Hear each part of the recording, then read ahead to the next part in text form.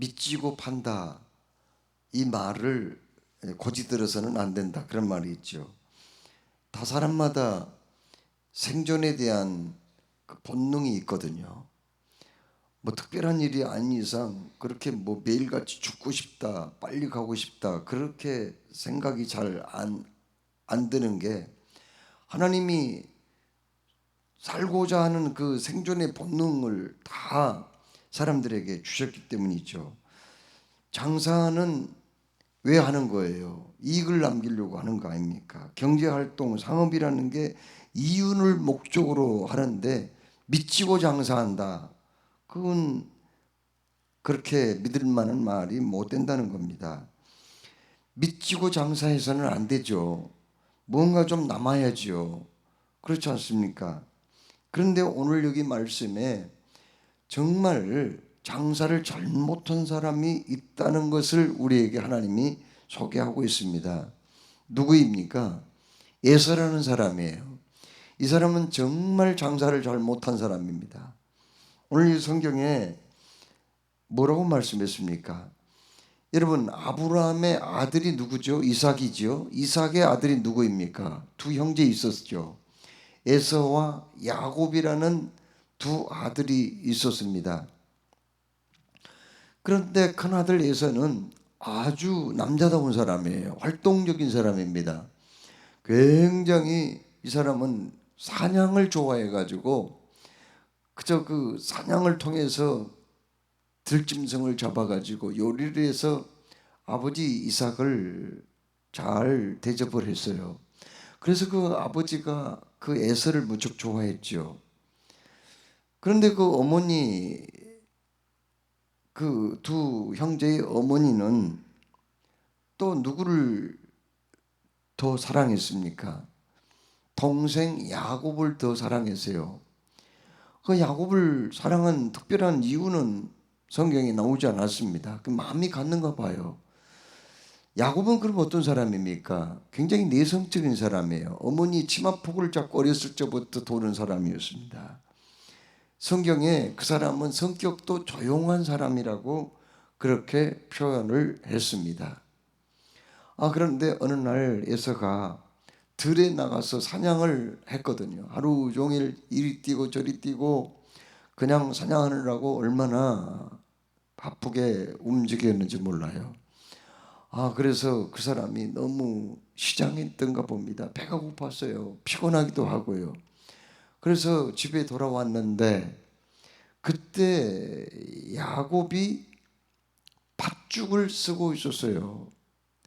나 지금 너무 배가 고프다, 너무 피곤하다, 그러니 팥죽 한 그릇을 좀 달라 했더니 이 야곱이 말이죠, 계획적이었는가 봐요. 형 장자권을 나에게 그러면은 파라고 그렇게 요구를 합니다. 장자권이 도대체 뭐예요? 장자권을 왜 야곱이 사고 싶었어요?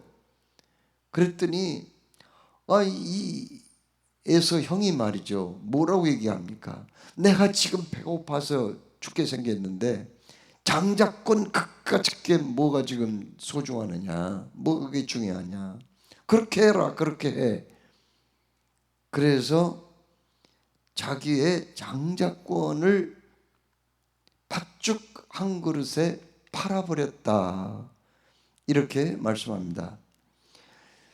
여러분, 히브리서 12장 16절 말씀에는 뭐라고 말씀합니까? 이 에서라는 사람이 어리석고 망령된 사람이다, 이렇게 표현을 하고 있습니다. 왜 어리석고 망령된 사람이라고 표현했을까요? 그건 다름이 아니라 그 중요한 장자권을 어떻게 아무리 배가 고프다고 팥죽 한 그릇에 팔아버리는 미치는 양사를 하느냐, 이 어리석은 사람 아니가 말이죠. 좋은 물건을 엄청난 값으로 떼어와가지고 그걸 더 좀 남기고 이윤을 남기고 팔아야 되는데, 아니 세상에 미천도 안 되게 엄청난 손해를 보고 판다면, 아니 그 장사 어리석은 사람 아니에요? 바로 에서라는 사람이 그런 사람이다.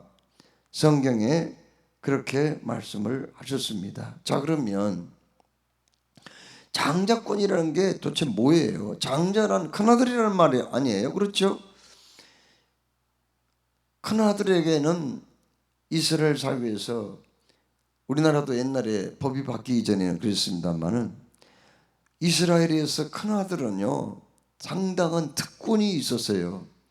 큰아들 장자는 어떤 특권이 있었느냐? 첫째는 다른 형제보다 아버지가 돌아가시고 재산을 물려주면은 다른 형제보다 2배를 장자가 가져가게 되어 있습니다.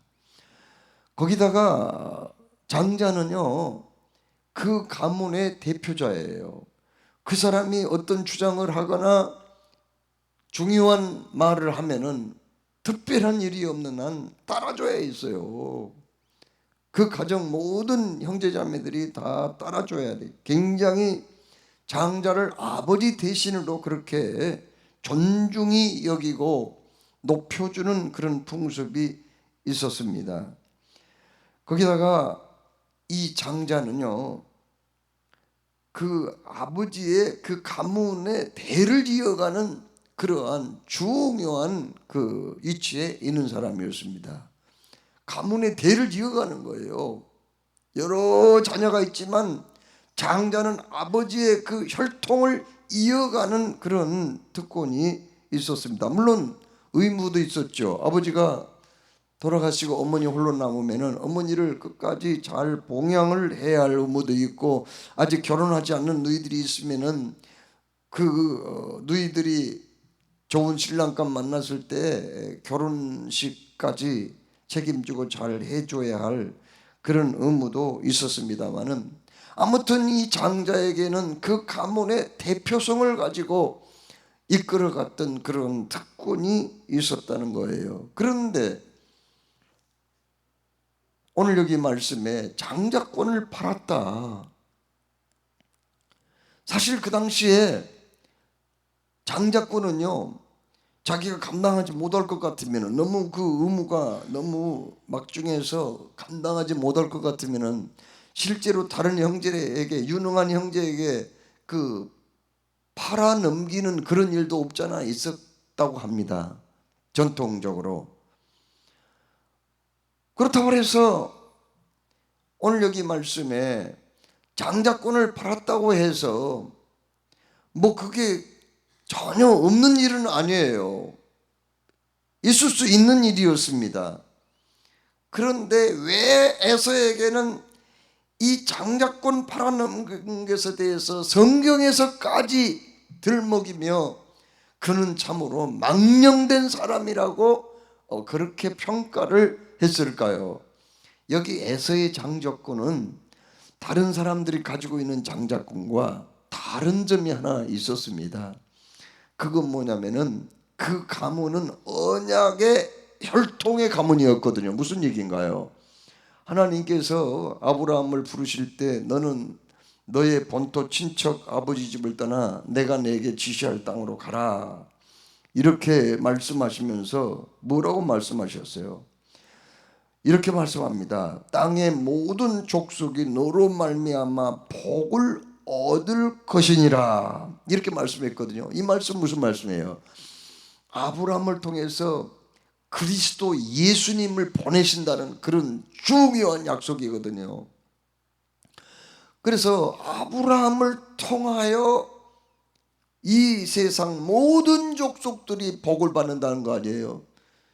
그렇습니다. 아브라함의 혈통으로 오신 예수님 때문에 우리도 복을 받았잖아요. 하나님의 자녀가 되었고요, 천국 백성이 되었고요, 하나님의 생명책에 우리의 이름이 올라갔고요, 그 하나님의 나라, 그 엄청난 영광스러운 그 나라가 내 것이 된 거 아니에요.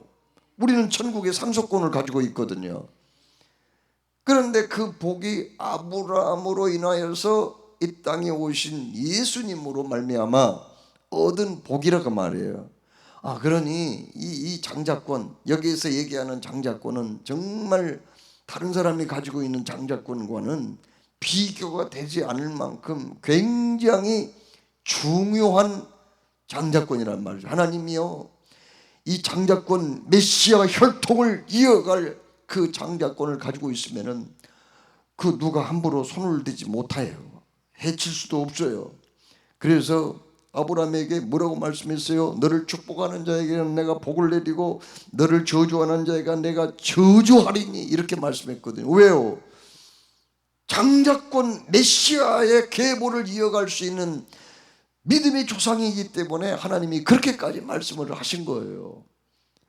그런데 이 장자권이 이삭에게, 백세에 낳은 아들 이삭에게 넘어갔지요. 그리고 이삭이 가지고 있는 그 장자권이 누구에게 넘어가는 거예요? 에서에게 넘어가게 되었는데, 에서는 그 엄청난 언약의 장자권을 그냥 세상에 아무리 배가 고프다고 팥죽 한 그릇에 팔아 넘겨버렸으니 이건 믿지는 장사 중에 믿지는 장사가 아니냐는 거예요. 이건 너무나 어리석고 또 어리석은 인간이 아니냐 하는 말씀을 성경에 하고 계십니다. 어린아이가 태어나면 점점 자랍니다. 키도 자라고 몸무게도 더 많아지고 이렇게 자랍니다. 어린아이가 자랄 때 몸집만 커진 게 아니에요. 키만 자란 게 아닙니다. 그러면은요, 정신적으로도 성숙해지는 거죠. 그래서 어린아이 때는요, 무엇이 귀한지 안 귀한지 그걸 잘 몰라요. 그래서 자기가 가지고 있는 5만 원짜리 지폐를 가치를 몰라가지고 사탕 몇 개를 받고 바꿀 수도 있습니다. 어린아이는 잘 모르기 때문에 뭐가 귀한지를 잘 모르거든요. 그러나 그 어린아이가 자라면서 키만 자란 게 아니라 지혜도 자라고 판단력도 더 생기게 되고 지식과 경험이 생기게 되면은 이제는 뭐가 귀한지를 점점 알게 됩니다. 뭐가 더 가치가 있는지를 알게 되는 거예요. 꼭 뭐 맛있는 맛만 가지고 평가를 하는 게 아니에요. 뭐 무슨 눈에 보기에 크고 작은 것만 가지고 가치를 판단하는 게 아니에요. 진정 뭐가 더 값이 나가는가, 뭐가 더 소중한 건가, 그런 것들을 깨닫게 된단 말이에요. 우리가 신앙생활할 때도 처음에 예수 믿을 때는 뭐가 뭔지 잘 몰라요. 뭐가 가치 있는 건지, 뭐가 소중한 건지 그걸 잘 모릅니다. 그러나 성령으로 거듭나고 믿음이 들어가면은요, 그때부터 소중한 것이 무엇인가를 알게 되는 거예요. 그러면 오늘 하나님께서 우리에게 하신 말씀, 뭐가 소중하냐는 거예요. 그것은 바로 물질적인 것이나 육적인 것도 소중하지만 그것보다도 영적인 것이 더 소중하고 그것보다도 영원한 것이 더 소중하다. 이것을 우리에게 오늘 말씀하고 싶은 거예요. 그러니까 눈에 보이는 육적인 거, 순간적인 거, 있다가 없어질 물질적인 것에 정신이 팔려서 그보다 더 소중한 영적인 거, 하늘에 속한 거, 하나님께 속한 거, 영원한 것을 잃어버린다면 그건 에서와 같이 망령된 그런 사람이 아닌가, 이걸 우리에게 말씀하고 계세요. 하나님께서 사랑하신 여러분, 이 야곱이라는 사람이요, 참 인간적으로는 이게 참 흠이 많은 사람이었습니다. 이 사람은 야곱이라는 그 말 자체가 별로 그렇게 좋은 이름이 아니에요. 발가락을 붙잡았다, 그런 의미가 있거든요. 세상에 태어날 때 자기가 먼저 태어나고 싶어가지고 형이 에서의 발가락을 잡고 나왔다는 거예요. 참 이 야곱이라는 말 의미 속에는 뜻에는 비방하다, 속이다, 그런 의미가 거기 있는 거예요. 이 사람은 정말 야비하기도 해요. 다른 사람들을 간교하게 속이기도 했습니다. 그의 일생을 보면은 그런 일들이 참 많아요. 사람을 그냥 감쪽같이 속이고 이권을 챙기는 그런 일도 했습니다. 그는 어찌 보면은 남자로서 남답지 못한 그런 모습을 많이 보여준 사람이에요. 반대로 에서는 말씀드린 대로 활동적인 사람이라니까요. 그 사람은요, 자기 밑에 수하에 400명의 군사를 이끌 만큼 그는 능력이 있는 사람이에요. 리더십이 있는 사람이에요. 세상에 생각해 보세요. 군대를 400명이나 길들인 사람들을 거느리고 있을 만큼 그는 경제적으로도 사실 그만큼 여유가 있었던 사람이에요. 사업에 수완도 있는 사람이에요. 그는 리더십이 있는 사람이란 말, 지도력이 있는 사람이었다니까요. 그런데 왜 야곱이 복을 받았어요? 왜 야곱이 예수님의 혈통적인 조상이 되었냐 말이에요. 왜 하나님은 야곱에게 더 복을 주셨냐는 거예요. 왜 야곱과 손을 잡고 일하셨냐고요. 야곱이라는 이름은 나중에 이스라엘로 바뀌게 되죠. 이스라엘은 하나님과 겨루어 이겼다는 뜻이거든요. 하나님이 왜 그에게 져 주셨냐는 거예요. 그 후손이 오늘날 한 국가의 이름이 되잖아요. 이스라엘 나라는 지금도 지상에 존재하고 이스라엘 그 족속들이요, 세계에서 가장 앞서가며 세계에서 가장 큰 상인 노벨상을 30%까지 그 사람들이 받아간다는 건 굉장히 우수한 민족이라는 뜻이거든요. 야곱의 후손들이에요. 왜 하나님이 그렇게 참 간사하고 말이죠, 남 속여 먹기도 잘하는 그 사람, 왜 그렇게 복을 주셨는가? 그가 형 에서와 다른 점이 뭐냐는 거예요. 그것은 바로 그는 하나님께 정말 복 받고 싶은 마음이 형보다는 10배, 100배 더 많은 사람이었다는 거예요. 하나님 나에게 복을 주십시오. 나를 축복하지 아니하면 내가 절대로 놓치지 않겠습니다. 야복강가에서 얼마나 몸부림했던가요. 그는 환도뼈가 부러지는 고통이 있었지만은, 그러나 그 대신 하나님께 복을 받게 된 거예요. 우리에게 그런 마음이 얼마나 중요한지 모릅니다. 그렇습니다. 하나님 나에게 은혜를 주십시오. 하나님 나에게 복을 주십시오. 하나님, 내가 주의 나라를 상속받은 사람이 되었으니 나를 선하신 주의 뜻대로 사용하여 주옵소서. 나를 통하여서 영광을 꼭 받아주십시오. 나에게는 눈에 보이는 세상 것들도 중요하지만 그것보다도 하나님께 속한 것이 나에게는 더 중요합니다. 내 목숨을 이룬다 해도 나는 하나님을 포기할 수 없어요. 천국을 포기할 수 없다고요. 그런 믿음이 야곱에게 있었던 거예요. 우리가 다 완벽할 수 없습니다. 다 약점도 있고 흠이 있게 되는 거예요. 그러나 하나님은 그런 거 일일이 하나를 다 평가해서 점수를 매겨가지고 우리에게 복을 주시는 분은 아니에요. 우리가 하나님께 얼마나 매달리고 하나님의 나라를 구하는가, 우리가 하나님께 붙들림 받아서 얼마나 쓰임 받기를 간절히 소망하는가, 이걸 보는 거예요. 이걸 보는 거예요. 눈에 보이는 세상 것에게 눈이 팔려가지고 마음 뺏겨가지고 신앙생활도 엉망인 사람들이 얼마나 많은지 몰라요. 그래서 남은 게 뭐가 있겠어요? 어떤 사람이 그런 얘기 하더라고요. 재벌도 하루에 3끼 먹고, 가난한 나도 3끼 먹고 산다고. 인류 재벌도 옷 입고 살고 나도 옷 입고 산다고. 그 말은 무슨 의미예요?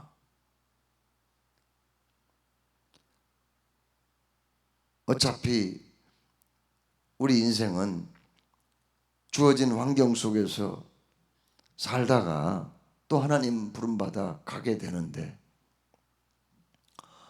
문제는 그 사람이 얼마나 하나님께서 맡기신 사명을 감당했느냐, 얼마나 주님을 높여드리는 신앙생활을 했느냐 안 했느냐, 그걸 가지고 하나님 앞에 가서 평가를 받게 된다는 거예요.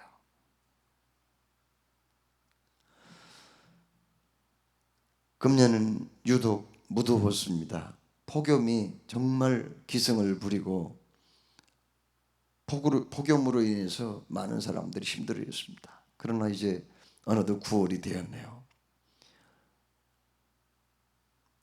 일기예보에 나오는 폭염주의보 이제는 뜨지 않고,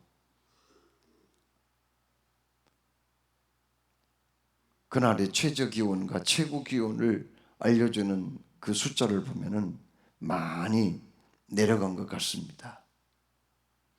그러나 가을에 따사로운 햇살은 오곡을 연글게 하지요. 그렇습니다. 이제 또 한두 달 지나면은 들판은 황금 물결이 될 것이고 농부들이 또 추수를 하게 되겠죠. 9월은 오곡이 여물어가는 그러한 중요한 달입니다. 우리의 신앙도 하나님은 더욱더 성숙해 가기를 원하고 계시거든요. 오늘 하나님 우리에게 말씀해요. 눈에 보이는 거, 잠시 잠깐 없어질 거, 가치가 별로 없는 거, 세상 것들의 마음을 빼앗기지 마라. 하나님이 뭘 원하는가? 그것을 찾으라고 말씀하세요. 땅에 속한 것 말고 하늘에 속한 것, 영원한 것을 구하라고 그렇게 말씀합니다. 하나님이 기뻐하시는 것을 먼저 생각하고 하나님의 나라와 그의 의를 구하라. 그리하면 이에 모든 것을 너에게 더하시리라. 이렇게 말씀하셨으니 우리의 신앙이 더욱더 성숙해지고, 그리고 풍성한 열매를 기대하는 9월이 되시기를 주의 이름으로 축원합니다. 사랑해 주님, 오늘도 말씀을 주십시오.